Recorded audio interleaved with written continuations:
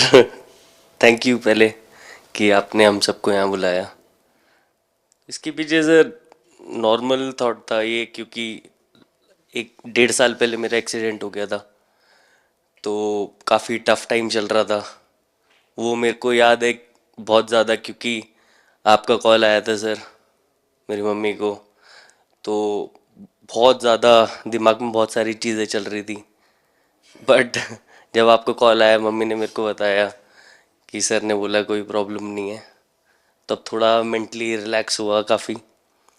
उसके बाद फिर रिकवरी के टाइम पे आसपास सुनने के लिए मिलता था सर कि क्रिकेट कभी खेलेगा या नहीं खेलेगा।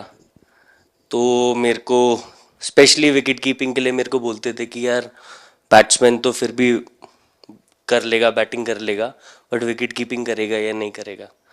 तो पिछले 1.5-2 साल से सर यही सोच रहा था कि यार वापस फील्ड में आके जो कर रहा था उससे बेटर करने की ट्राई करनी है, और किसी और के लिए नहीं बट अपने आप को प्रूव करना है, नहीं वापस डेडिकेट करके कि यार नहीं, वापस इंटरनेशनल क्रिकेट खेलना है और इंडिया को जिताने को देखना है। ऋषभ, जब आपका रिकवरी चल रहा था, मैंने आपसे माँ से बात किया था, मैंने दो बातें कही थी। एक तो मैं पहले डॉक्टर से चर्चा की थी, तो डॉक्टरों से मैंने ओपिनियन लिया था। फिर मैंने कहा कि भाई कहीं इसको बाहर ले जाना है तो आप मुझे बताइए, हम चिंता करेंगे। लेकिन मुझे आश्चर्य था आपकी माँ के आत्मविश्वास का। ऐसा लग रहा था जब मैं उनसे बात कर रहा था, मेरा परिचय तो नहीं था, कभी मिला तो नहीं था, लेकिन ऐसा लग रहा है जैसे वो मुझे आश्वासन दे रही है। ये ना बड़ा बड़ा बड़ा गजब का था जी। तो मुझे लगा कि जिसको ऐसी माँ मिली है वो कभी विफल नहीं जाएगा। ये मेरा मन में विचार आया था, उसी समय आया था जी, और आपने करके दिखाया जी। और सबसे बड़ा मुझे जो लगा जब मैंने आपसे बात किया, किसी का दोष नहीं, ये मेरा दोष है, ये बहुत बड़ी बात है जी।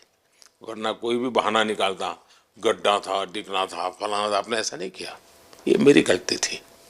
शायद ये आपका जीवन के प्रति जो ओपननेस है, और मैं छोटी छोटी चीजों को ऑब्जर्व करता हूँ दोस्त, और हर किसी से सीखता हूँ।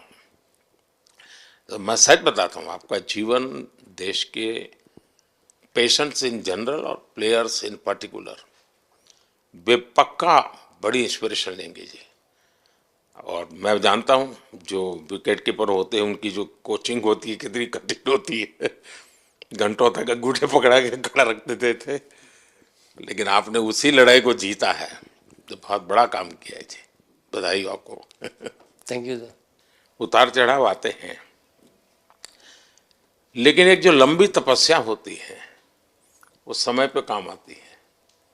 आपने खेल में जो तपस्या की है वो जरूरत पड़ने पर उसने अपना रंग बिखेरा।